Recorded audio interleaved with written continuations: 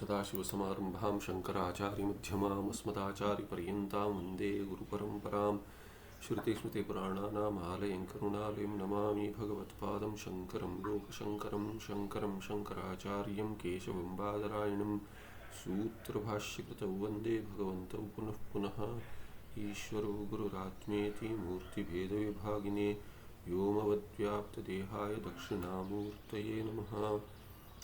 श्रीचिद्घनगणेशाय नमो मह्यं सुखनित्यं सत्प्रकाशं व्यापकं नामरूपयोः अधिष्ठानं बुद्धिबोध्यं बुद्धेर्तृक्यत्वनिर्मलम् अपारं सर्ववेदान्तवेद्यं प्रत्यक्परं महः तदेवाहन्नभक्तोऽन्यदिति मे निश्चिता मतिः।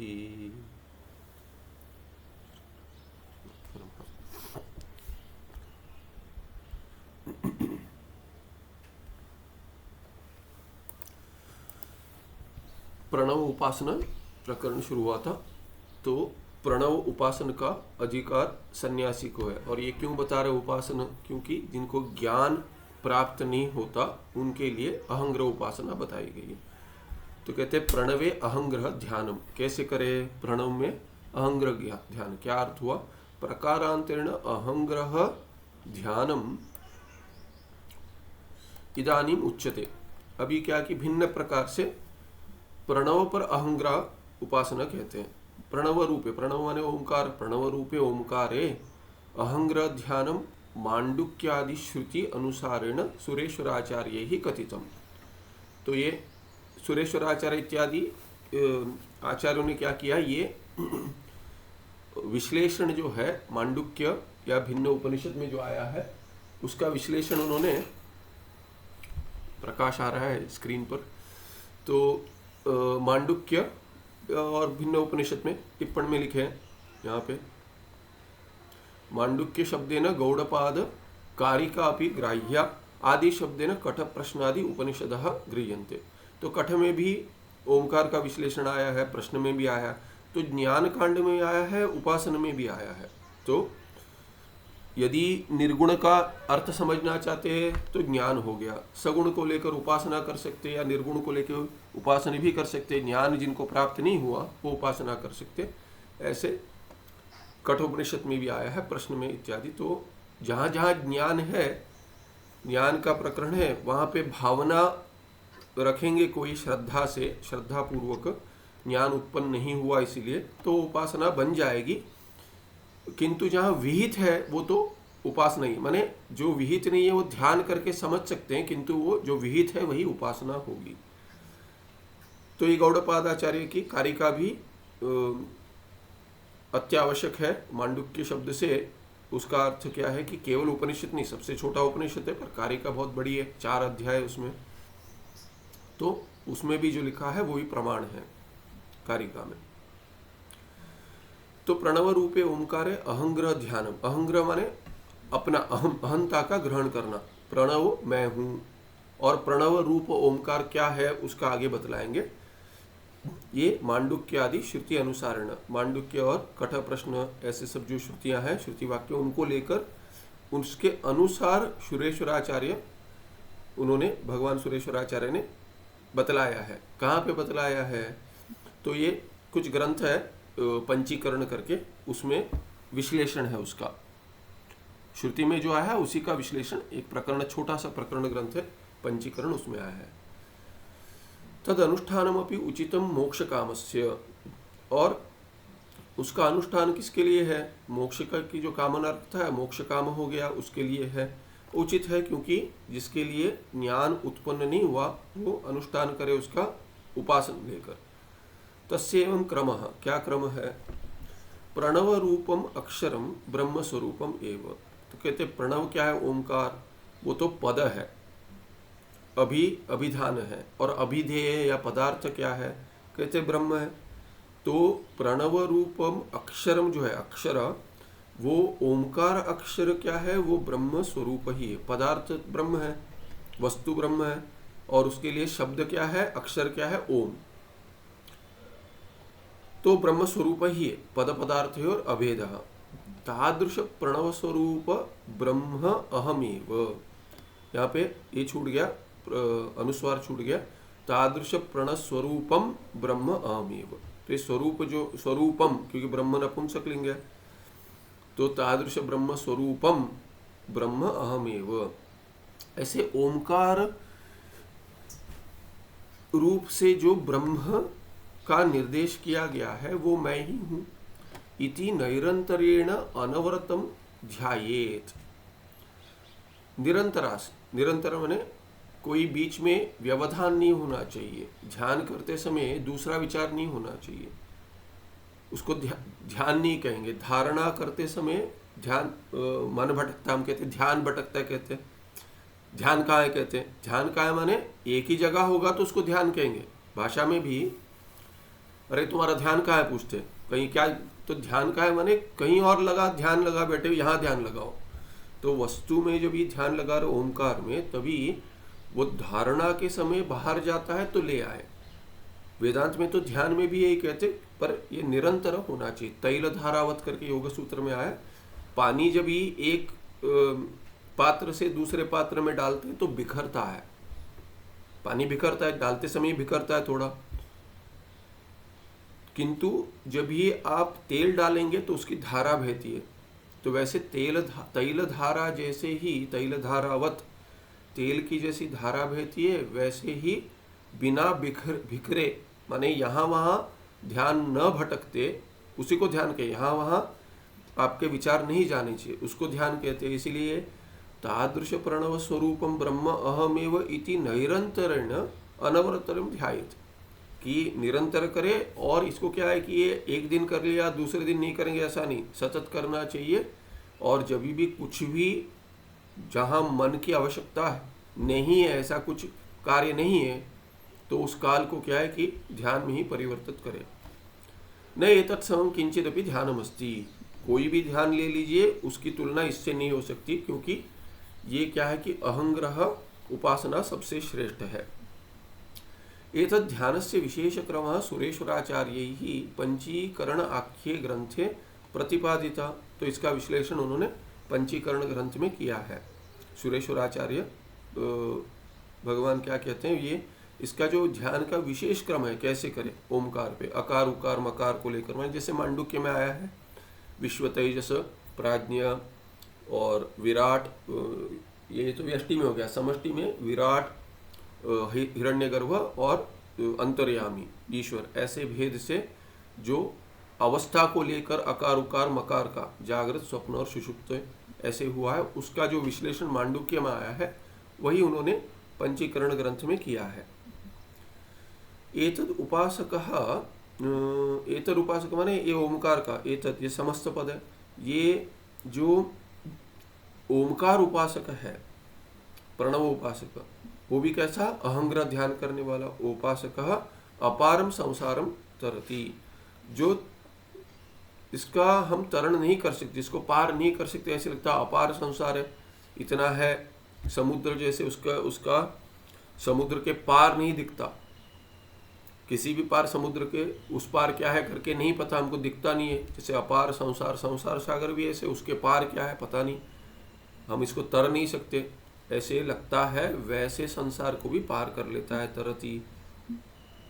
अत्र अधिकारी सन्यासी एवं, जो पिछले पाठ में भी बतलाया था, इसमें केवल सन्यासी अधिकारी है। हाँ, विचार कर सकते हैं कि ओमकार अकार उकार जैसे ये ज्ञान कांड में आया है वैसे विचार कर सकते हैं, किंतु केवल शुद्ध ओमकार में उच्चारण का भी और इसका भी, केवल ओमकार का, शुद्ध ओमकार में केवल ओमकार का, ओमकार के साथ कुछ जुड़ा है उसके लिए जो उपनयन संस्कार है वो कर सकते हैं, किंतु शुद्ध ओमकार का उनको भी अधिकार नहीं है, सन्यासी को ही अधिकार है। ध्यान में तो बहुदूरम। आगे कहते हैं 295 में, निर्गुण प्रणव उपासनस्य सगुण प्रणव उपासनस्य च फलम। देखिए, और ये क्या है ना, देखिए अधिकारी सन्यासी है, एक ऐसा नहीं है कि बाकियों को इसका फल नहीं मिलेगा। हाँ, यदि ये ओमकार उपासना करेंगे तो बाकियों को फल नहीं मिलेगा, निषिद्ध है ऐसे समझ सकते हैं, किंतु यही फल चाहिए बाकी अहंग्रह ध्यान से भी मिलता है। क्यों ओमकार को लेके करना है, वही फल यदि दूसरे ध्यान में मिलता है, ऐसा आग्रह नहीं करना चाहिए नहीं मुझे यही करना है। अच्छा, सन्यासी को मिलता मुझे यही करना है, मैं देखता हूँ कि कैसे नहीं मिलता, ये ऐसे नहीं चलता। जो शास्त्र में जैसे कहा है वही फल दूसरे को भी सहज रूप से बताया तो वो करे। क्योंकि जिसके पास गायत्री मंत्र है या दूसरा कोई मंत्र है या कोई श्लोक है इत्यादि, या तो स्मार्त गायत्री कहते हैं, गायत्री में जिनको अधिकार नहीं उनको स्मार्त गायत्री दे देते हैं।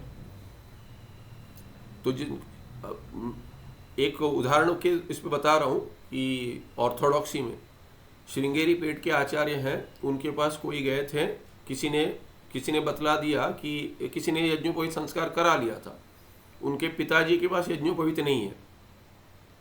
अब यह गायत्री का उपदेश का अधिकार किसको है? केवल पिता पुत्र को कर सकता है। पिता नहीं हो तभी चाचा इत्यादि से उपदेश होता है या कोई पुरोहित कर देता है, किंतु मुख्य अधिकारी मुख्य ये जो है आचार्य जो है, जो गुरु जो है गायत्री मंत्र के उपदेश के लिए, वो पिता ही है। पिता से पुत्र को प्राप्त होना चाहिए। पिता के पास यदि गायत्री नहीं है, माने यज्ञोपवीत नहीं है, तो उनको अधिकार नहीं है पुत्र को देने का।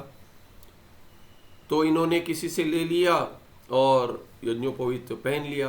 तो दूसरे किसी ने कहा आपको अधिकार नहीं, आप करेंगे यज्ञोपवीत लेकर ही आप गायत्री करेंगे, आपको फल तो नहीं मिलेगा। तो चाहिए तो आप पीठाधीश को, महासन्निधान को पूछ लीजिए।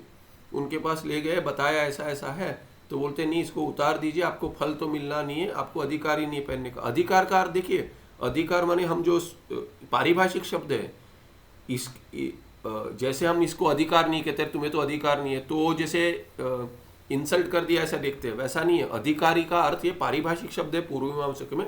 अधिकार नहीं है माने आप करेंगे तो आपको फल नहीं मिलेगा, इसका अर्थ है। अधिकारी कौन होता है? अधिकारी वो होता है जिसके कर्म करने से जैसे शास्त्र में फल बताया गया वैसे फल प्राप्त होता है, उसको अधिकारी कहेंगे। उसको रिवर्स इंजीनियर करके समझना है। फल प्राप्त करने के लिए शास्त्र में जैसे फल कहा गया है वैसे फल, it is not eligibility only. जैसे एलिजिबिलिटी कहते हैं अरे आपको पीएचडी करने के लिए मास्टर्स चाहिए, वैसा नहीं है। ये फल पीएचडी की पढ़ाई करने के लिए नहीं, पीएचडी का जो फल है, डॉक्टरेट मिलने के लिए आपको क्या चाहिए, वो पढ़ाई के लिए नहीं। जैसे हम मंत्र उच्चारण करने के लिए क्या अधिकारी कौन है? माने उसका मंत्र का जो फल है वो किसको मिलेगा, किसके उच्चारण करने से मिलेगा, किसके जप करने से, पुरस्चरण करने से देवता का दर्शन होगा इत्यादि का जो विश्लेषण है वो अधिकारी है। जिसके करने से स्वर्ग की प्राप्ति होगी उसी को उस कर्म में अधिकार है। जिसके करने से किसी लोक की, ब्रह्मलोक इत्यादि की प्राप्ति होगी जैसे शास्त्र में बताया है, वही उस उपासना का अधिकारी है। ऐसे अधिकारी को समझे, न कि अरे अधिकार नहीं है माने अधिकारी नहीं है माने फल नहीं मिलेगा, ये अर्थ है। तो उन्होंने बताया, समझाया कि आपको ये फल नहीं मिलेगा, यही फल आपको मिल जाएगा दूसरे स्मार्त गायत्री से। और वो तो कह रहे मैं स्वयं दे दूंगा, पीठाधीश स्वयं देने के, वो तो किसी को उपदेश ऐसे सहज नहीं देते। तो उनको कहा कि आप जाकर आपके यज्ञोपवीत का विसर्जन तुंगा जी में कर आइए। जब ये आप करेंगे आपको मैं इसका उपदेश दूंगा और फल आपको वही मिलेगा जो ब्राह्मण को या बाकी किसी को, त्रैवर्णिक को उपनयन संस्कार के बाद गायत्री जब से जो फल मिलता है वही आपको बिना उपनयन के स्मार्त गायत्री से मिलेगा। और क्या चाहिए? तो फल चाहिए, इसीलिए तो कर रहे हो ना, तो फल मिलेगा, वही फल मिलेगा। इसीलिए क्या है कि ओमकार उपासना से में सन्यासी को अधिकार है। इसका अर्थ ये नहीं है कि बाकियों को फल नहीं मिलेगा, इस उपासना से नहीं मिलेगा, दूसरे उपासना से मिल सकता है, वो करे। अहंग्र उपासना है, ब्रह्म मैं हूं करके ही चिंतन करे, ओमकार को लेकर ही क्यों करना है? ओमकार, और देखिए ओमकार सहज नहीं है। ऐसा नहीं है कि आप चित्रण लिखेंगे या ओमकार अभी कोई जैसे ये बनाते हैं, क्या है कि चिन्ह बनाकर अपने इसमें माला में डाल देते, वैसा नहीं है। ओमकार शब्द है, ओमकार पे ध्यान माने ओमकार चित्र ले लिया लिख के उस पर ध्यान नहीं करना। अक्षर माने लिखा हुआ अक्षर नहीं है वो, ओमकार शब्द है, सूक्ष्म है, कर नहीं पाते। ओमकार शब्द, शब्द का बिना उच्चारण किए शब्द जैसे मन में हो रहा है उसकी आवृत्ति लगाकर उस पर ध्यान करना है, सहज नहीं है। इसीलिए ये इसके लिए केवल सन्यासी को अधिकार बताया गया है। आगे चलते 255 में कहा कहते हैं कि निर्गुण प्रणव उपासनस्य सगुण प्रणव उपासनस्य च फलम। तो अब ये कठोपनिषद में आया है, यो यदि इच्छसि तस्य तत्, ऐसे कठ में मंत्र आया है, क्षमा कीजिए। तो ये प्रणव ओमकार क्या है? ओमकार ये सेतु करके बताया है, सेतु है। जाने के लिए, पार जाने के लिए सेतु, ब्रिज है, तो कहाँ जोड़ देगा आपको? निर्गुण के साथ भी जोड़ सकता है, सगुण के साथ ही, क्योंकि एक ही ओमकार दोनों का अर्थ ब्रह्म है, ब्रह्म सगुण भी है निर्गुण भी है।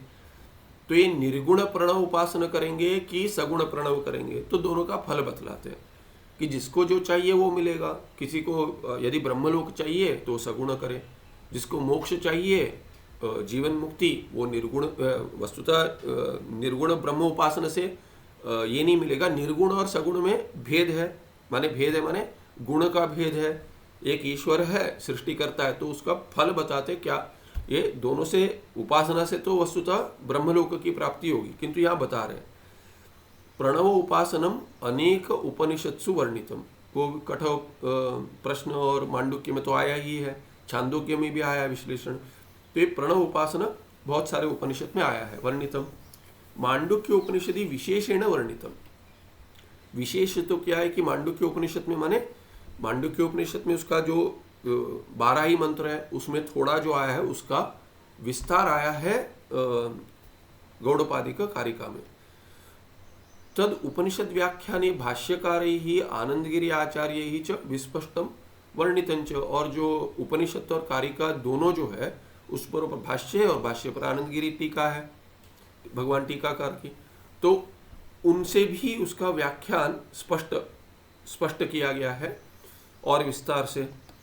तत्र यह क्रमः स एव वार्तिककारी पंचीकरण ग्रंथे प्रतिपादित। और जिस क्रम से उपासना करना है वही पंचीकरण ग्रंथ में आया है, जो भगवान सुरेश्वराचार्य वार्तिककार है उन्होंने निर्माण किया, जिसका उनके द्वारा जो निर्मित है पंचीकरण ग्रंथ, उसमें उसका वही क्रम, जिस क्रम से उपनिषद में आया उसी क्रम से उन्होंने उसका विश्लेषण किया है, उसका क्रम बतलाया है। और क्या है ये, मांडुक्य में जैसा है वैसे ही है विशेषता। तादृश प्रौढ़ ग्रंथ विचार असमर्थानाम अनायासेन बोधाय प्रणव उपासना क्रमः अत्र निरूप्यते। अभी कहते पंचीकरण भी उपनिषद में जैसा है वैसा ही बतलाता है ग्रंथ। ये पंचीकरण माने वो पंचीकरण नहीं है जो पंचीकरण हम कहते हैं कि वो जो पंचीकरण होता है महाभूतों का, वो नहीं है, उसको ही पंचीकरण कहते हैं। तो इस ग्रंथ में वो नहीं है। हाँ, पंचीकरण शब्द क्या है कि 5 जो थे उसको क्या ग्रॉसिफिकेशन कहते हैं, सूक्ष्म महाभूत को स्थूल बनाना, उसको पंचीकरण कहते हैं। ये पंचीकरण ग्रंथ जो है उपासना बतलाता है।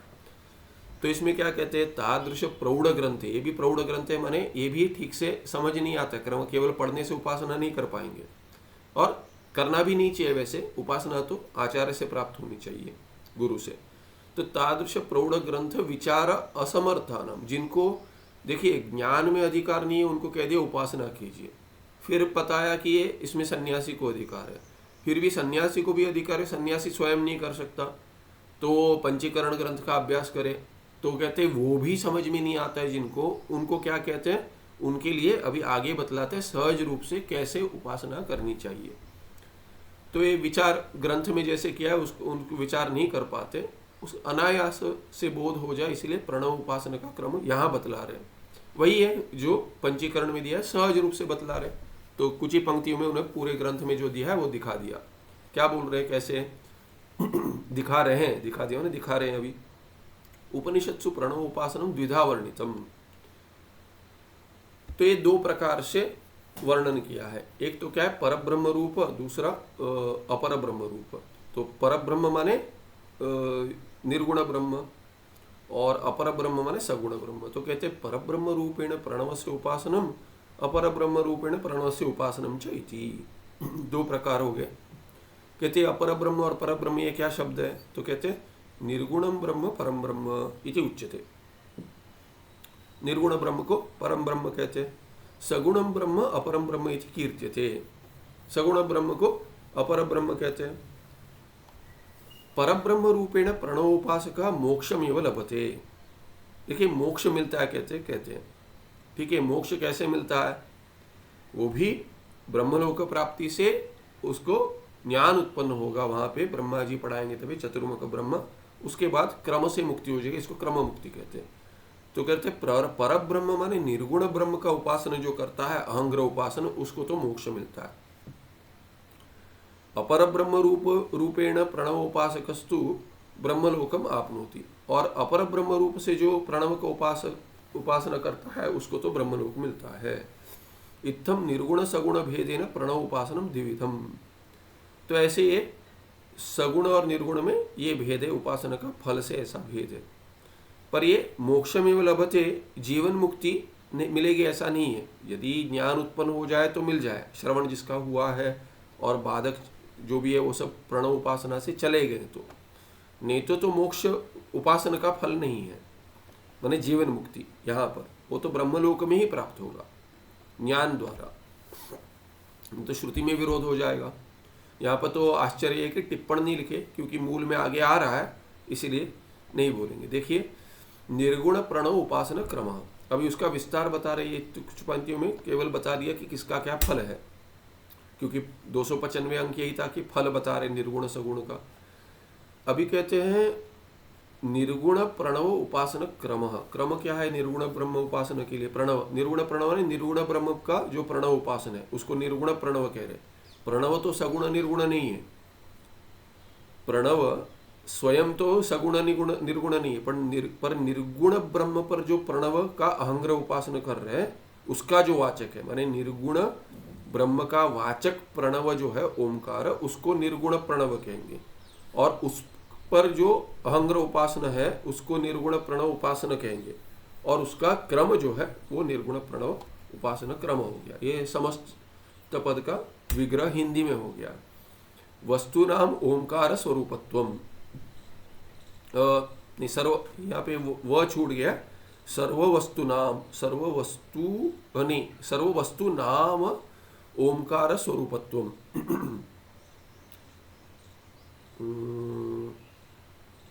यहाँ पे ऊकार भी ठीक है, सर्व वस्तु नाम ओमकार, यहाँ पे वह छूट गया, सर्व के बाद वह लिखना चाहिए यहाँ पे। तो सभी वस्तुओं का क्या है? ओमकार स्वरूप होना। स्वरूप में तो सभी वस्तु ओमकार है। कैसे? पद पदार्थ और अभेदा। ओमकार जो है वो वाचक है, किसका वाचक है? ब्रह्म का वाचक है। अभी उसमें सभी वस्तु का ग्रहण हो जाएगा। कैसे? अकारो वही सर्वावाक करके छांदोग्य श्रुति है, ये भगवान भाष्यकार मांडुक्य पे कथन करते समय, भाष्य लिखते समय कहते हैं। तो देखिए एक बार ये पहले समझ लेते हैं, फिर सहज हो जाएगा। यहाँ पे जो क्रम बताया है यहाँ पे कि ये विश्लेषण का जो क्रम है, उपासना का नहीं, जो बतलाया है उसको देखने से पहले एक व्यवस्था समझ लेते हैं। ओमकार जो है उसमें अकार उकार मकार है। पहले देखा है हमने, अकार क्या है? जब भी आप यदि मुंह खोलोगे और केवल माने प्राण बाहर छोड़ोगे बिना अधिक प्रयत्न के, जिन्होंने व्याकरण का अभ्यास किया, स्थान प्रयत्न इत्यादि होता है, अंतः प्रयत्न, बाह्य प्रयत्न इत्यादि। तो केवल मुंह खोलकर प्राण बाहर छोड़ोगे तो शब्द आएगा अ, मुंह खोलते ही अ आएगा। इसीलिए कि किसी भी देश में बच्चे ने जन्म लिया हो, सबसे पहला अ ही बोलता है। अ करते प्रयास करते बच्चे बात कर अ करते रहते हैं। तो ये क्या, मुंह खोलता है, उसको बात करने की इच्छा है पर आता नहीं है कुछ, तो अ बोलता है। तो ये मुंह खोलने से पहले अ, और बंद करेंगे म आएगा, मकार आएगा। किसी भी भाषा में किसी भी जगह पे जब भी आप बात करते करते मुंह बंद करोगे तो मकार का उच्चारण हो जाता है। तो सभी भाषाओं में जो भी अक्षर है वो अ से शुरू होकर मकार में अंत होता है,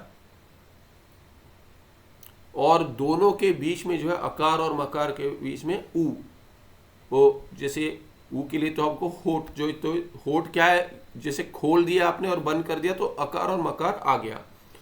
और बात करते समय जब भी मुंह ज़्यादा खोलोगे तो ओ बन जाएगा, ऐसे मुंह का शेप बता रहा हूँ।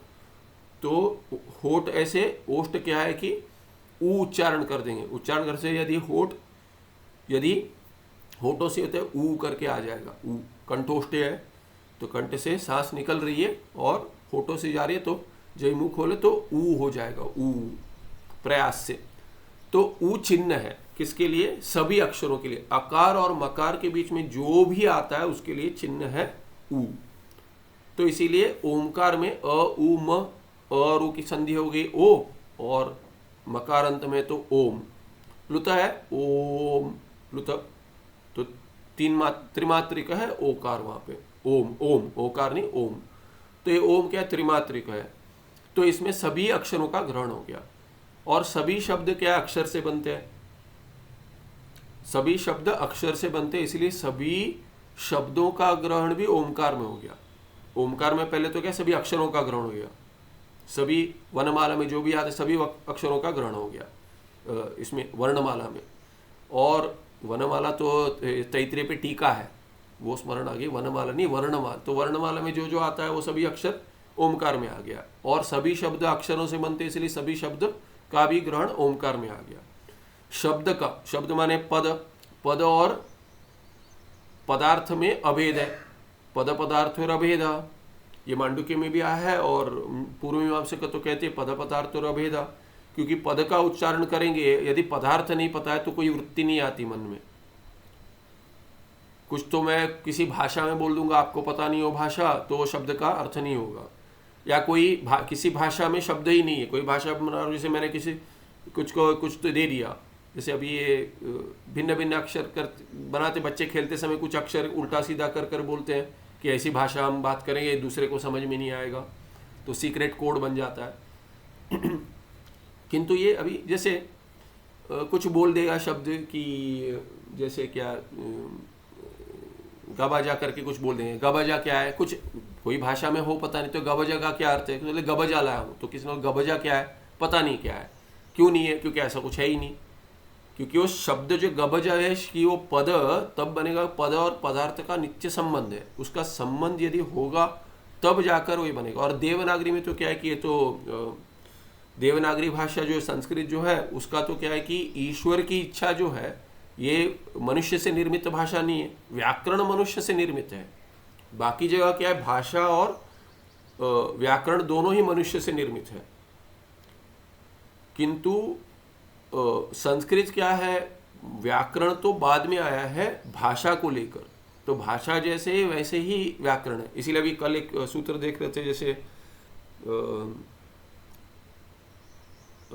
तर अशिष्यम संज्ञा प्रमाणत्वात् ऐसे सूत्र है व्याकरण में। तो क्या तर अशिष्यम माने लिंग, व्यक्ति वचन जो है, व्यक्ति और वचन माने जो लिंग और वचन है कि कौन सा पदार्थ किस लिंग में, माने कौन से पदार्थ के लिए कौन सा शब्द होगा, माने उस शब्द का क्या लिंग होगा और क्या वचन होगा, ये तो पढ़ा नहीं सकते कहते हैं। अशिष्यम कहते हैं, ये पढ़ा नहीं सकते करते। भगवान पाणिनि महर्षि कहते ये पढ़ा नहीं सकते। क्यों नहीं पढ़ाते? बोलते संज्ञा प्रमाण, उसके लिए संज्ञा प्रमाण है। संज्ञा माने वो नाम संज्ञा है, वो वही प्रमाण है कि ऐसा क्यों। जैसे अभी शब्द है आपह, पानी को कहते हैं आपह, आप शब्द स्त्रीलिंग में क्यों है? पानी का कोई लिंग नहीं है, उसको नपुंसक होना चाहिए। कोई यार नपुंसक भी क्यों होगा? जैसे बाकी इसमें अंग्रेजी में जैसे कह देंगे कि जिस व्यक्ति का जो लिंग है शब्द वैसा ही प्रयोग होता है। और वस्तुएं हैं उनका कोई लिंग नहीं होता, उनको नपुंसक में कह देते हैं, दैट थिंग, दिस थिंग इत्यादि, तो वो नपुंसक हो गया।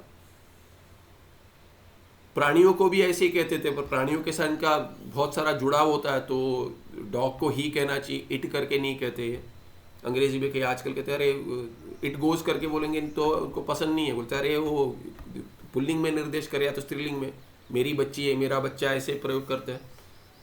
तो संस्कृत में तो ये पहले ही है कि क्या है कि व्यक्ति जो है उसके लिंग के साथ संज्ञा है वो, और उसके साथ शब्द का कोई लिंग का संबंध हो ऐसा नहीं है, वही हो ऐसा नहीं है, वचन भी वही हो ऐसा नहीं है। जैसे आपह जो है जल, जल जल शब्द नहीं, जल जो पदार्थ है उसके लिए आपह करके जो शब्द है वो नित्य स्त्रीलिंग है और नित्य बहुवचन है। आपह अपशब्द है, अपशब्द के रूप ही नहीं है एक वचन और द्विवचन में, केवल बहुवचन में। क्यों? क्योंकि उसका है वैसे, भाषा वैसी है। उसको समझना है क्यों है इत्यादि नहीं है ऐसा। इसीलिए कहते हो पढ़ा नहीं सकते, नहीं नहीं ऐसा ये लिंग है तो इसको हम ऐसे उच्चारण करेंगे, नहीं कर सकते, दोष है, पुण्य नहीं मिलेगा। संस्कृत उच्चारण से पुण्य मिलता है, शुद्ध वाक से पुण्य मिलता है। संस्कृत में इसलिए सम्यक कृतम, किम नाम सम्यक्त्वम, संस्कृत भाषा में संस्कृते किम नाम सम्यक्त्वम, सम उपसर्ग सम्यक कृतम संस्कृतम, सम्यक्त्वम किन, तो कहते हैं ये पुण्य लाभ है वो सम्यक्त्वम। संस्कृत भाषा से बोलने से सुनने से पुण्य प्राप्त होता है, किसी भाषा में नहीं है, संस्कृत में केवल है। इसलिए बाकी भाषा में जो सब करप्ट शब्द है ना संस्कृत के, तो शुद्ध, इसलिए व्याकरण में साधु प्रयोग समझ में आता है, पद का साधु उच्चारण क्या है, साधु प्रयोग, तो उससे पुण्य प्राप्त होता है। तो इसीलिए क्या कहते हैं कि ये जो संज्ञा है वो जैसे है वैसे व्याकरण है, तो व्याकरण ऐसे पढ़ा नहीं सकता। हाँ, वो बात अलग है कि उसके बाद जाकर पाणिनि वर्ष में लिंगानुशासनम लिखा है ग्रंथ, लिंग का अनुशासनम किया है, वो उन्हीं के सूत्र से हटकर किया, उन्होंने प्रयास किया है कि हाँ तीन प्रत्यय होगा तो स्त्रीलिंग में होगा, स्त्रियाम अधिकार में 3 प्रत्यय आया है सूत्र में, पर हर शब्द का नहीं कर सकते। अभी ये जल जो है उसको आपह क्यों कहते, नहीं कहते। अभी पत्नी है, एक पत्नी है, स्त्री है, पत्नी है, स्त्री है और एक ही है, तो उसको भी दारा ही कहेंगे। दारा ये पुल्लिंग शब्द है और बहुवचन में दाराहा करके प्रयोग होता है, पत्नी को दाराहा कहते हैं, अनेक भी नहीं है और स्त्री ही है, फिर भी क्या है उच्चार दाराहा करके ही होगा, ऐसे शब्द देते हैं। तो ये क्या है कि ये पद और पदार्थ का संबंध ऐसा क्यों है, क्योंकि भगवान की इच्छा जुड़ी है उसमें। तार्किक लक्षण ही ऐसे देते हैं कि जिस शब्द से कौन से अर्थ का बोध होगा, किस पद से किस पदार्थ का बोध होगा, ये ईश्वर का इच्छा से संकेत है। वो शब्द में ईश्वर की इच्छा उसी में है और उसी को शक्ति कहते हैं, पूर्व मीमांसा का शक्ति कहते हैं। पद में शक्ति होती है पदार्थ का बोधन कराने के लिए, ठीक है। और बचपन में कैसे सीखते हम ये, तो कहते कि कोई किसी को बोलता है ये करो ये ले आओ, और उस छोटा बच्चा देखता है कि बार बार सुनता है वो कि ले आओ ये ले जाओ, तो घटमानय इत्यादि, घटमनय ऐसे कहते हैं। तो उससे वो सुनकर घट का देखकर, सुनकर और पद को देखकर, पदार्थ को देखकर वो जोड़ लेता है, इसका अर्थ है। और धीरे धीरे पढ़ाते भी है, देखकर भी सीखता है और फिर पढ़ाते उसको, नय आनय इत्यादि का भी अर्थ वैसे सीख लेता है। तो किस पद से क्या बोध होना चाहिए, पद पदार्थ का संबंध नित्य है, ये किसी ने बनाया नहीं है करके कहते हैं। ये हो गया अभी पद पदार्थ में नित्य संबंध। इसीलिए शब्द जो अभी अब तक हमने देखा था, शब्द ओमकार में अंतर्गत है, वैसे शब्द सभी शब्द ओमकार में अंतर्गत है, और सभी पदार्थ भी माने पूरा प्रपंच जो रूपात्मक प्रपंच है वो भी नाम में अंतर्गत हो गया, नाम अंतर्गत हो गए अक्षर में, और अक्षर अंतर्गत है ओमकार में। इसीलिए ओमकार सभी शब्दों का वाचक है और उसके अर्थों का वाचक है। इसीलिए नाम रूपात्मक प्रपंच जो है वही ब्रह्म भी है, इसीलिए ब्रह्म का वाचक है वो, और उनमें नित्य संबंध है। इसमें ये अभी ये हो गया, ऊपर ही ऊपर हमने समझ लिया। अभी ये इसको ध्यान में कैसे इसका उपयोग करना है वो बतला रहे हैं। सर्ववस्तु नाम ओंकार स्वरूपत्व, सर्ववस्तु नाम ओंकार स्वरूपत्व कैसे कहते, निर्गुण प्रणव उपासन क्रम एवं अत्र निरूप्यते न सगुण उपासन क्रम। यहाँ पे तो क्या निर्गुण ब्रह्म का उपासन कैसे करें प्रणव को लेकर, ये बतला रहे, न कि सगुण ब्रह्म को लेकर प्रणव का उपासन। सगुण उपासन से फलम निर्गुण उपासने अंतर्भवती, जिसको ज्ञान प्राप्त हो गया उसको तो क्या मोक्ष जिसको मिलना है उसको तो ब्रह्मलोक की प्राप्ति जैसे की होगी उसका फल भी अंतर्गत है उसमें। जैसे यावान अर्थोदपाने सर्वतः संप्लुतोदके तावान सर्वेषु वेदेषु ब्राह्मणस्य विजानता करके गीता जी में भगवान कृष्ण कहते हैं।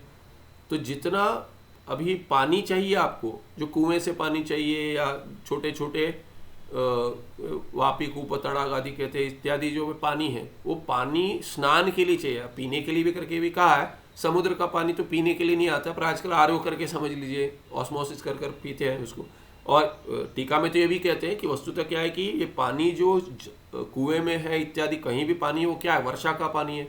और वर्षा का पानी क्या है, वर्षा का पानी तो समुद्र से ही आया है।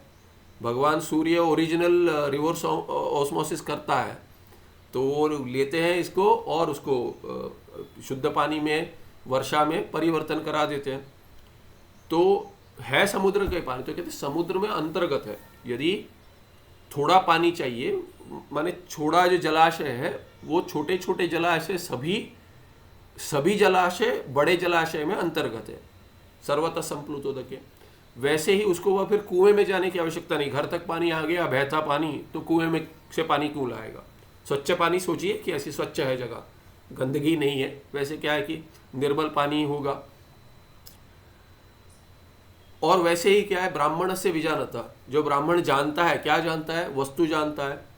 मोक्ष के लिए ज्ञान चाहिए, तो जो निर्गुण ब्रह्म को जानता है उसको सगुण का भी फल वेद में जो आया है वो सभी अंतर्गत है।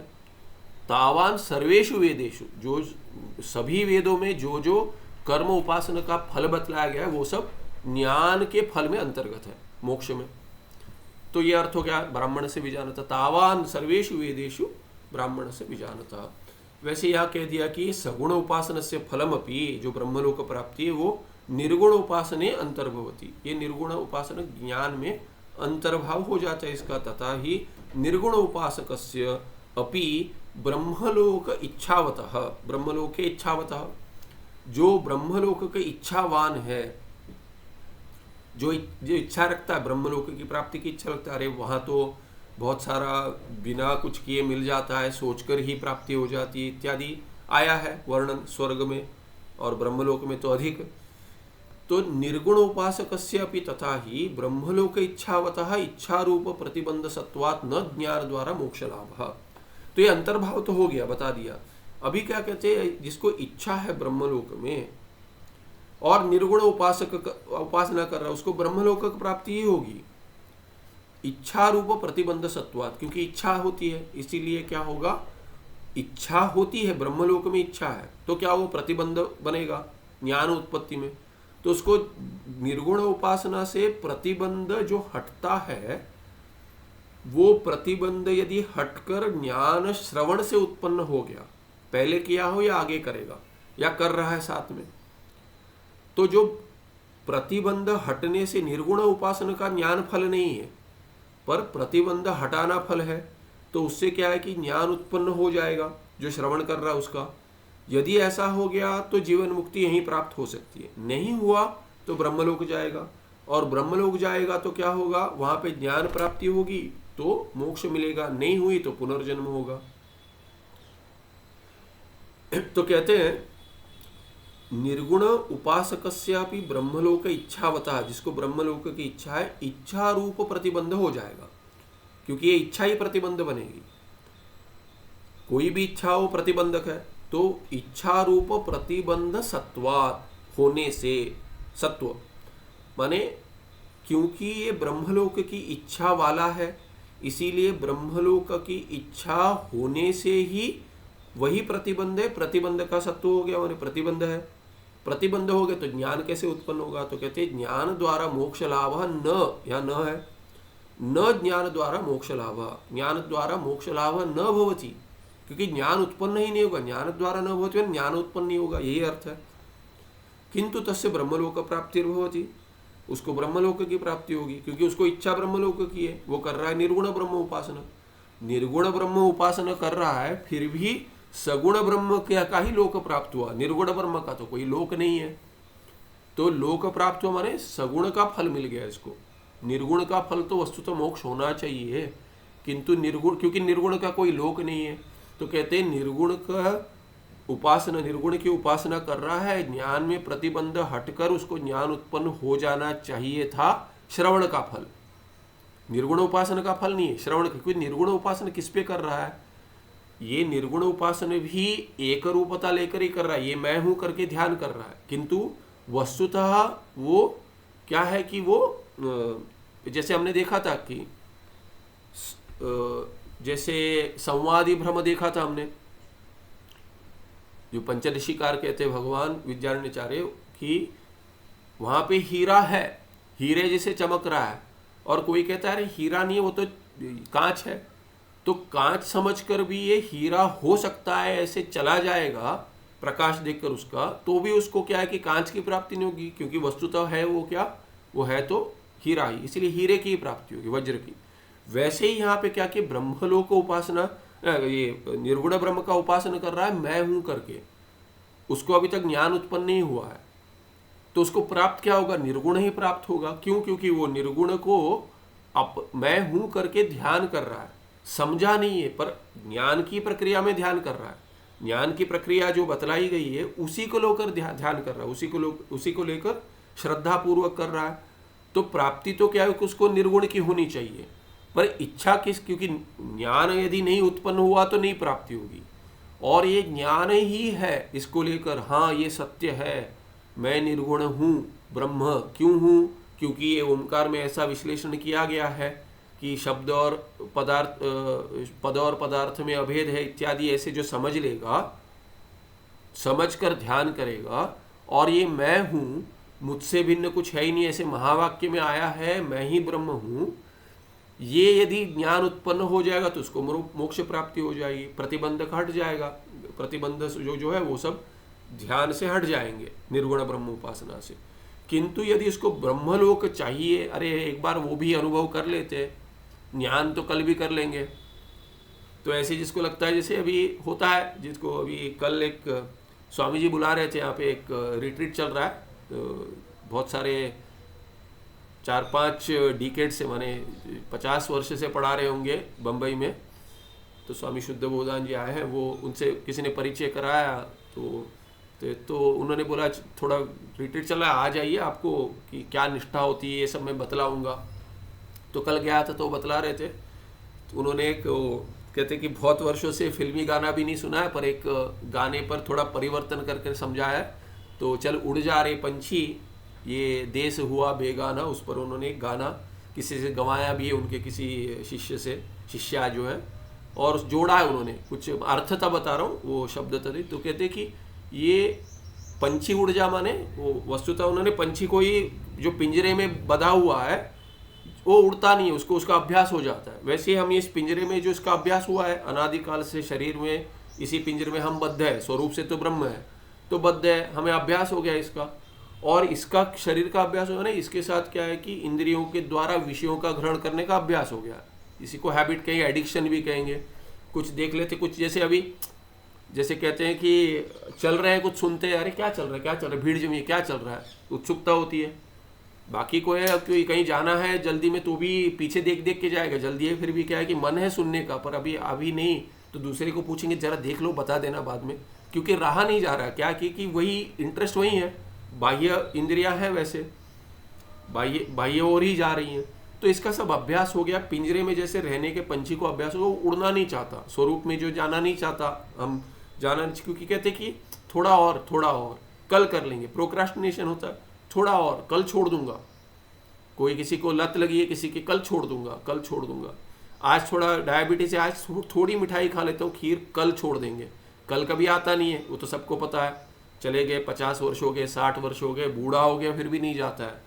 भगवान भाष्यकार ये भगवत्पादाचार्य भज गोविंद में कहते हैं, जटिलो मुंडी केशा इत्यादि कहा गया कि बाल उड़ गए, बूढ़ा हो गया, दांत नहीं है, फिर भी क्या है कि इच्छा कामना नहीं मरती, भीतर काम है पर शरीर नहीं ले पा रहा है, तो है अंदर से है, इसीलिए और एक जन्म लेकर दूसरे शरीर के द्वारा ये कर लूंगा, ऐसे चलते रहता है परंपरा। तो उन्होंने, तो गाने में उन्होंने जोड़ा है कि देखो ये नहीं करोगे ना, यदि नहीं उड़ जाओगे पंछी, यहीं रहोगे, माने जैसे इंद्रियों में ही यदि है, तो जैसे जीवन मुक्ति होते, जीवन ही मुक्ता, तो कहते तुम्हारा तो क्या है कि जीते जी मरण है, ये जीते जी जैसे मृत्यु है, क्योंकि रहकर शरीर में क्या प्राप्त कर लिया, मनुष्य शरीर में आकर भी मोक्ष नहीं मिला तो क्या हो गया, इसी में अभी बाकी प्राणियों जैसे ही वो इंद्रिय में और विषयों में लगे रहे हो। तो ऐसे उन्होंने गाने में अंत में वो रिकॉर्डिंग सुनाया करके सुनाया उन्होंने। तो कहने का तात्पर्य क्या है कि इच्छा यदि होगी वो तो जन्म देता ही रहेगा, तो इसलिए कहते हैं जो निर्गुण उपासक भी है वो ब्रह्मलोक की इच्छा रख कर कहेगा थोड़ा कर लेते हैं, माने एक बार ठीक है, तो ब्रह्मलोक तो मिलना ही है, वहाँ पे तो ज्ञान तो अभी समझ थोड़ा थोड़ा आ रहा है, उपासना तो कर रहा हूँ, तो वहाँ पहुँच जाऊँगा, मोक्ष तो मिल ही जाना चाहिए, क्योंकि निर्गुण है। एक बार फिर भी ब्रह्मा जी को देख लेते हैं और क्या है थोड़ा अनुभव कर लेते हैं। और कठोपनिषद में तो स्पष्ट आया है, वहाँ पे तो क्या है कि तेज और इससे जैसा कि छाया तपो युव करके आतप, छाया आतप युव, क्योंकि छाया और आतप माने प्रकाश, माने तम और प्रकाश जैसे जो विरुद्ध है वैसे विरोध है इसमें, तो इसीलिए वहाँ पे वैसे स्पष्ट है। यहाँ पे अनुभव स्पष्ट नहीं है क्योंकि मिश्रित है। वहाँ पे तो स्वरूप और मिथ्या जो है उनमें भेद तो स्पष्ट हो जाएगा करके कहा है। ब्रह्मलोक की प्राप्ति कष्ट है ना, वहाँ पे तो ज्ञान तो जल्दी हो जाना चाहिए, किंतु इसको इच्छा है अनुभव का, तो वहाँ पे जाएगा तो भी क्या होगा, जैसे भगवान बुद्धि बांट रहे, कहते हैं बचपन में हम किसी को चिढ़ाते थे, भगवान बुद्धि बांट रहे होते तो क्या कहाँ खेलने गए थे, क्रिकेट ही खेल रहे थे। तो वैसे है कि वो ज्ञान देते रहेंगे पर पाठ में जाएंगे, कल जाएंगे, थोड़ा अनुभव कर लेते, थोड़ा देख लेते, यहाँ पे करते करते क्या है कि यहाँ जैसे 50 60 70 वर्ष निकल गए, वहाँ पे वैसे ही लाखों वर्ष निकल जाएंगे। वस्तुतः यही स्थिति है, ये समझकर जैसे यथा यह तथा अमूत्र, वहाँ पे भी वैसे ही है, उसमें भी वैराग्य अभी कर लो, यहाँ पे वैराग्य नहीं हो रहा तो वहाँ में नहीं होगा, यहीं कर लो, यहाँ वैराग्य होगा तब जाकर ब्रह्मलोक मिल जाए। ज्ञान उत्पन्न हुआ तो वैराग्य वहाँ रहेगा, ज्ञान उत्पन्न हो जाएगा। यहाँ वैराग्य पर काम नहीं कर पाए कल तो वहाँ पे भी कल कर समाप्त हो जाएगा, पुण्य क्षयात, फिर यहाँ पे फिर जन्म हो जाएगा। यहाँ पे ही होगा ऐसा कोई गारंटी नहीं है, कहीं भी हो सकता है कि मनुष्य ही बनोगे ऐसे नहीं है, कभी बनोगे वो भी पता नहीं, हमको पता नहीं हम कैसे बनेंगे। इसीलिए क्या है कि उसको क्या इच्छा रूप ही प्रतिबंध होने से ज्ञान द्वारा मोक्ष लाभ न भवती, तो क्या होगा, किंतु तस्य ब्रह्मलोक प्राप्ति भवती, वो ब्रह्मलोक जाएगा, अनुभव की इच्छा होगी तो वो करेगा, और वो संस्कार छोड़ेगा, फिर कहेगा अरे कल थोड़ा और, परसों थोड़ा और, अरे थोड़ा 1 वर्ष कर लेते हैं, फिर अगले वर्ष फिर नया वर्ष वहाँ आएगा। वो तो क्या है कि यहाँ पे तो 100 वर्ष हो गए होंगे तो भी 1 दिन हो जाएगा वहाँ पे ब्रह्मा जी का। वैसे करते करते करते करते क्या है कि वो गीता जी का थोड़ा स्मरण आ जाएगा, अरे अभी तो बहुत जीना है, थोड़ा और भोग कर लेते हैं, ऐसे करते करते संस्कार रह जाएंगे, फिर वो और दृढ़ करेगा, करते करते वहाँ पे दूसरा संसार है। इसीलिए सतत्र हिरण्यगर्भ समान मोक्ष भोगान अनुभूय, ब्रह्मा जी हिरण्यगर्भ कहते हैं ब्रह्मा जी को, जो भोग है वैसे ही भोग मिलेंगे, देखो भाई, तो कहते हैं अनुभूय, अनुभव करके उसका तत्रैव ब्रह्म विचार ने ज्ञान उदय द्वारा मोक्ष लभते। ये तत्रैव माने ये यहाँ पे प्रश्न है, क्योंकि यदि होगा तो है वो, यदि ज्ञान उदय भवति चेदेव मुक्ति न तो बिना ज्ञानम, तो इसीलिए क्या है तत्रैव ब्रह्म विचारण, ब्रह्म का विचार करे, वहां पे करना पड़ेगा। यहाँ तो कहते हैं यहाँ नहीं करेंगे वहां करेंगे, अरे वहां करने से यहीं कर लो, अभी कर लो विचार, वहां जाके क्यों करना है, क्योंकि वो इच्छा है। तो कहते एक बार ये कर लेते, एक बार वो कर लेते, वहां जाएंगे यहाँ जाएंगे, सब समाप्त नहीं होता, पंचवार्षिक योजना तो और चलते ही रहती है। तो ज्ञान उदय द्वारा मोक्ष लभते करके कहते हैं ब्रह्मलोक इच्छा रहितस्य निर्गुण उपासकस्य तु इह एव लोके ज्ञान लाभात मोक्ष। देखिए ज्ञान लाभात, यहाँ पे भी ये चिन्ह है, प्रश्न उठाना, यहाँ पे प्रश्न है, ज्ञान लाभ भवति चेदेव, यदि इच्छा नहीं है, ज्ञान उत्पन्न नहीं हो रहा है, मंद हो या कुछ भी हो, श्रद्धा कम हो इत्यादि, वो सब बढ़ाए, माने शमदमादि बढ़ाए, विवेक वैराग्य पर काम करते रहे, शमदमादि बढ़ाए, मुमुक्षुत्व दृढ़ हो जाएगा। फिर क्या है कि ब्रह्मलोक इच्छा रहितस्य, माने यहाँ पे ये बोल्ड में है, ये क्या है कि इसके अंतर्गत सभी होना चाहिए, ऐसा नहीं कि ब्रह्मलोक इच्छा रहित है, नहीं तो स्वर्ग चाहिए या स्विट्जरलैंड जाना है या यहीं पर थोड़ा कश्मीर घूम लेते, थोड़ा कुछ नहीं है तो सात्विक की, अरे 4 लोग हो गए, या तो द्वादश ज्योतिर्लिंग सभी करना है, अभी तो 5 ही हुए हैं, ये भी इच्छा ही है, सात्विक है पर इच्छा है। ये होगी तो भी क्या है, क्या हो जाएगा, यदि दृढ़ इच्छा होगी और 11 कर लेगा, द्वादश में 11 हो गए, 12 नहीं हो पाए, आज एकादशी, वैसे एकादश हो गए, चलिए एकादश ज्योतिर्लिंग का दर्शन हो गया, बोलते एक रह गया, थोड़ा अभी वो केदार जी रह गया, ने हेलीकॉप्टर में जा सकता था पर अभी नहीं जा पा रहा हूँ, थोड़ा आरोग्य ठीक नहीं है, बुढ़ापा आ रहा है इत्यादि, और वो चला गया, तो इच्छा है तो फिर आएगा, नहीं कल्याणकृत कश्चित दुर्गतिन तात गच्छति, अच्छे खासे शिवलोक में आराम से थोड़ा शिव जी के साथ थोड़ा ये आनंद प्राप्त कर कर भक्त पुनः मनुष्य जन्म लेगा, योगी नाम धनी नाम इत्यादि कुले आकर फिर से आगे बढ़ेगा। तो ये सब क्यों चाहिए? कहते वो भी छोड़ दो, ब्रह्मलोक इच्छा रहते से इच्छा होगी तो ब्रह्मलोक प्राप्त करेगा, और इसको द्वादश ज्योतिर्लिंग की इच्छा है तो क्या करेगा? यहीं पे जन्म होगा।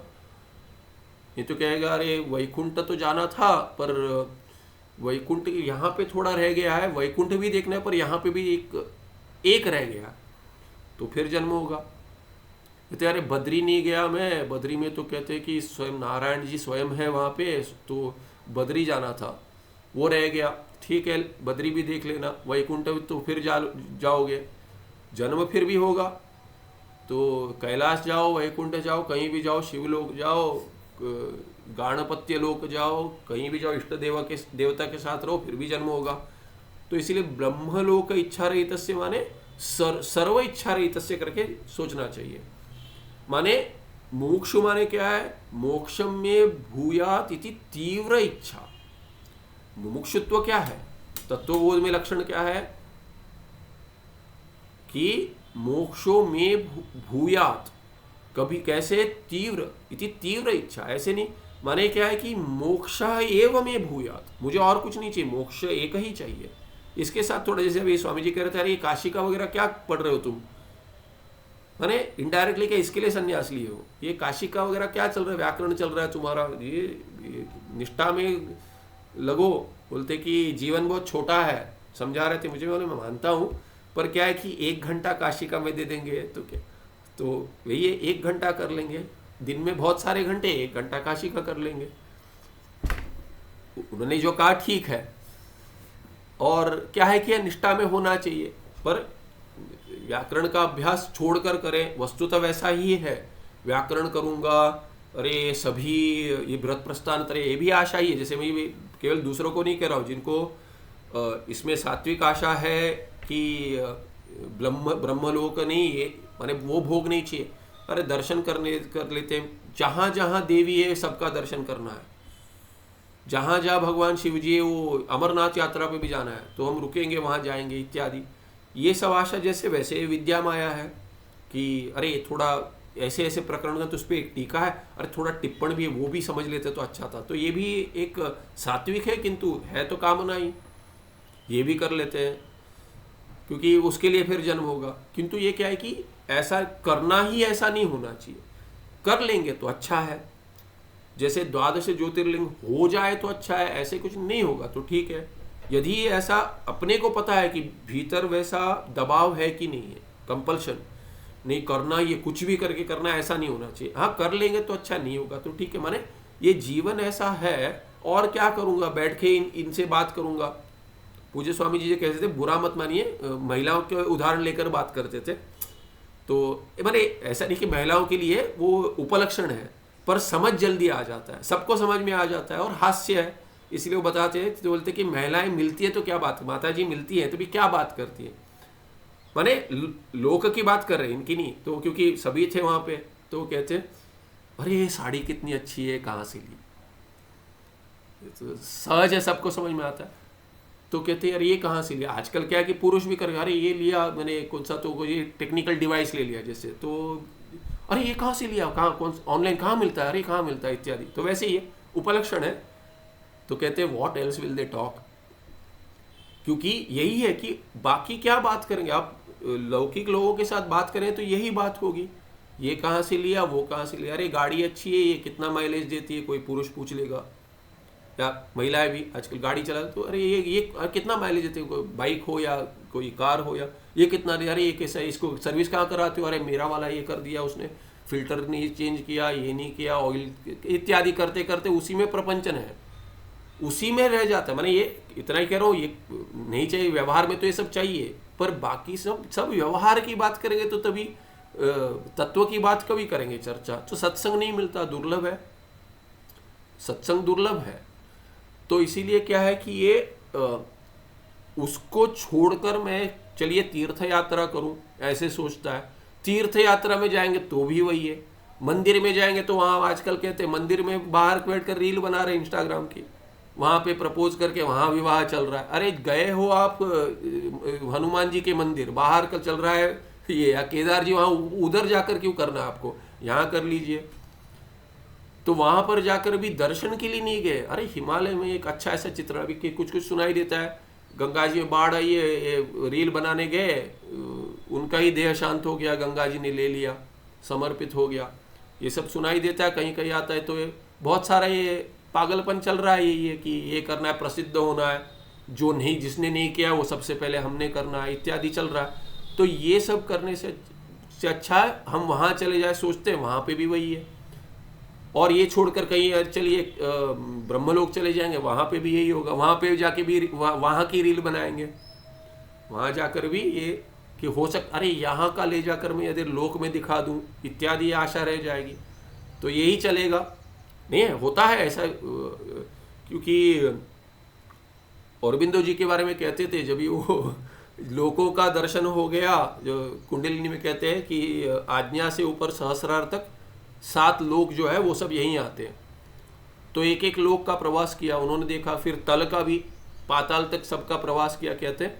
तो वहाँ पे भी जो प्रवास, वहाँ पे बहुत अंधेरा था और ऊपर के लोकों में बहुत प्रकाश था। तो कहते कि यहाँ पे तो लोगों को अंधेरा है, प्रकाश तो ऊपर है, तो ऊपर का प्रकाश तल में ले जाएंगे, लोकों का प्रकाश लेकर तल में ले जाएंगे। ये सब प्रयास कर के किसी ने बतलाया था मुझे, मैंने नहीं अभ्यास किया उसका, किसी ने बताया, उन्होंने वो प्रयास भी किया है, पर नहीं हो सकता क्योंकि भगवान की इच्छा नहीं है भाई, इसीलिए उसको तल दिया है। वो कर्म का फल है, कर्म का फल दूसरा कोई बदल नहीं सकता।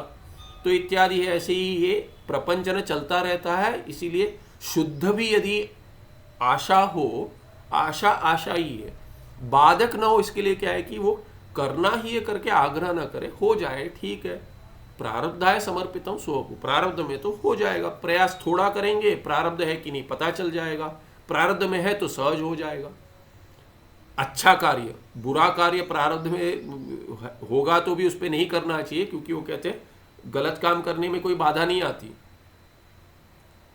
श्रेयांसी बहुविज्ञानी, क्योंकि गलत काम करने के लिए बाधाएं नहीं आएंगी।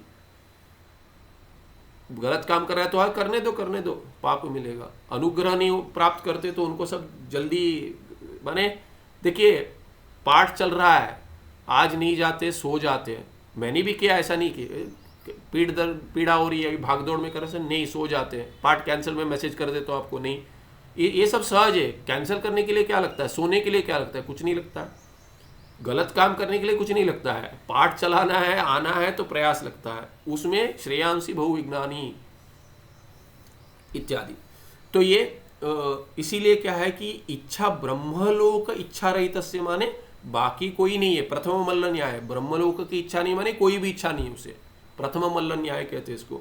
निर्गुण उपासकस्य तु इह एव लोके, क्या हो जाएगा, प्रतिबंध सत्वात कहते पहले, अभी प्रतिबंध अभावात करके हम पढ़ेंगे, है ना। पहले हेतु दिया था प्रतिबंध सत्वात, प्रतिबंध सत्वात, इच्छा रूप प्रतिबंध सत्वात, अभी क्या हुआ, इच्छा रूप प्रतिबंध अभावात, ये हेतु बनेगा।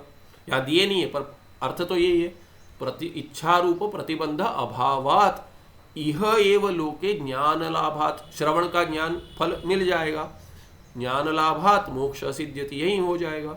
इत्थम सगुण उपासना फलस्य निर्गुण उपासना अंतर्भूतत्वात् यह निर्गुण उपासनम एवं निरूप्यते। तो यहाँ पे क्यों निर्गुण उपासना का निरूपण कर रहे, कह रहे क्योंकि सगुण उपासना का फल तो यही अंतर्गत है निर्गुण उपासना में।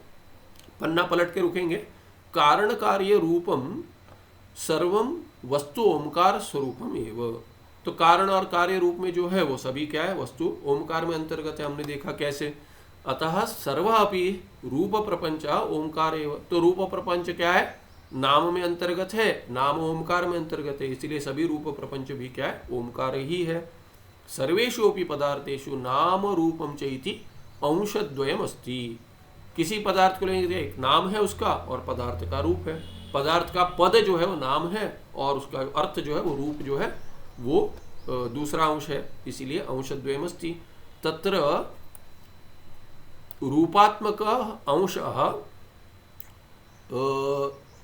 तत्तद नामात्मक अंशात न अतिरिच्यते, जो रूपात्मक अंश है अर्थ पद का, अर्थ पदार्थ जो है वो पद नाम से भिन्न नहीं है, न अतिरिच्यते माने भेद नहीं है उसमें। किंतु नाम स्वरूपम एव रूपांशो अपि, किंतु क्या है कि रूप का अंश क्या है, नाम अंश ही है, नाम का स्वरूप ही है, नाम अंश का जो स्वरूप है वही है। तथा ही कैसे है वो बतला रहे, पदार्थानाम रूपात्मक, पदार्थानाम रूपात्मक यह आकार विशेष तद अभिधायक नाम पदैरेव सर्वे पदार्थाः निरूपिताः सन्तः गृह्यन्ते त्यज्यन्ते वा। तो क्या कहते हैं, पदार्थ जो है रूपात्मक पर पदार्थ है, तो रूपात्मक या आकार विशेष, पदार्थों का जो रूपांश है वो रूपांश क्या है, रूपात्मक या आकार विशेष, आकार ही रूप है उसका। पदार्थ का घट का जो आकार है, अभी घट का जो आकार है तद अभिधायक नाम पदैरेव, तो घट ले लीजिए, आकार विशेष घट का जो आकार है, कंबु ग्रीवादि मान करके तर्क में लक्षण आता है।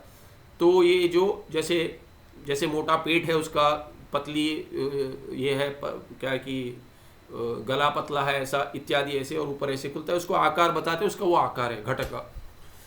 इसीलिए क्या कहते हैं, इसीलिए मोटा है तो कैसे पॉट बेली कहते हैं कि उसका ये है, तो पॉट बेली कहते हैं क्योंकि pot has a belly, this fellow also has a belly, तस्मात पॉट बेली। पॉट बेली माने भौरी है वहाँ पे, one who has a pot belly is pot Bailey, pot bellied कहेंगे। तो ये आकार विशेष जो है घट का, तद अभिधायक नाम पदैरेव, यहाँ पे पद क्या होगा, घट करके पद है, पदैरेव सर्वे पदार्थ निरूपिता, तो ये वो पद से ही उसका निरूपण होगा।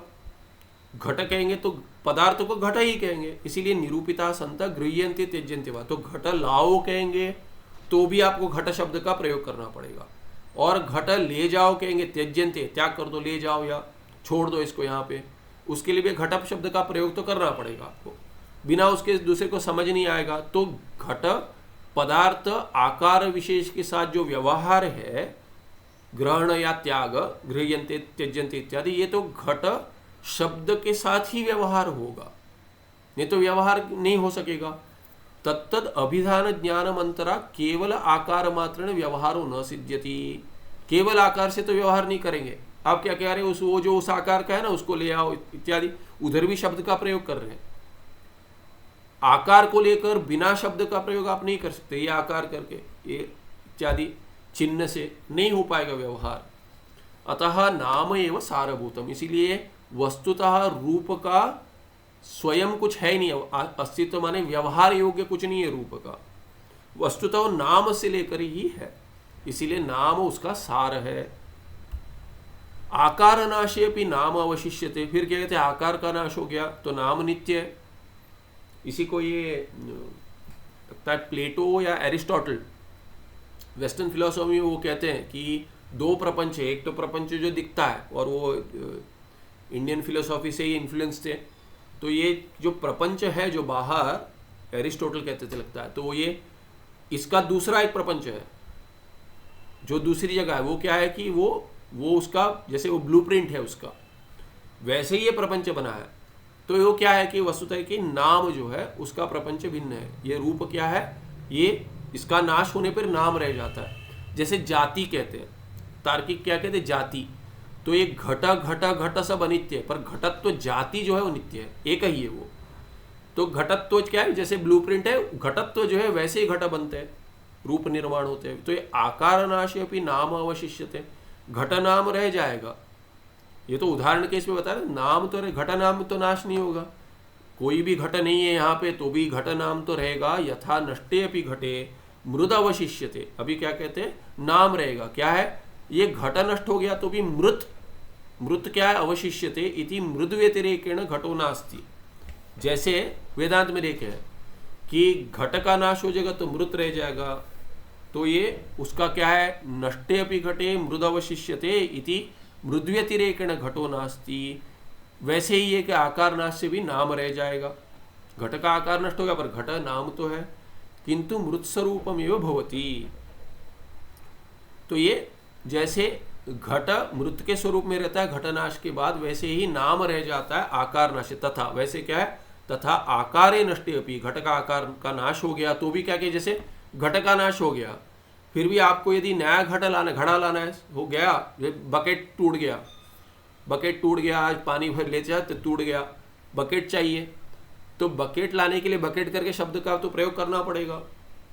तो बकेट का नाश हो गया इसका अर्थ नहीं है कि हम बकेट ला नहीं सकते। लाने के लिए घट शब्द का प्रयोग करके बकेट ले आओ करके किसी को कहेंगे या दे दो कहेंगे, तो नाम का प्रयोग कर से नाम तो रह जाएगा, नाम नष्ट नहीं हुआ है। तो ऐसे करें, तथा आकारे नष्टे अपि, घटाकारे नष्टे अपि मृदु अवशिष्यमाण नामनः न भिद्यते आकारः।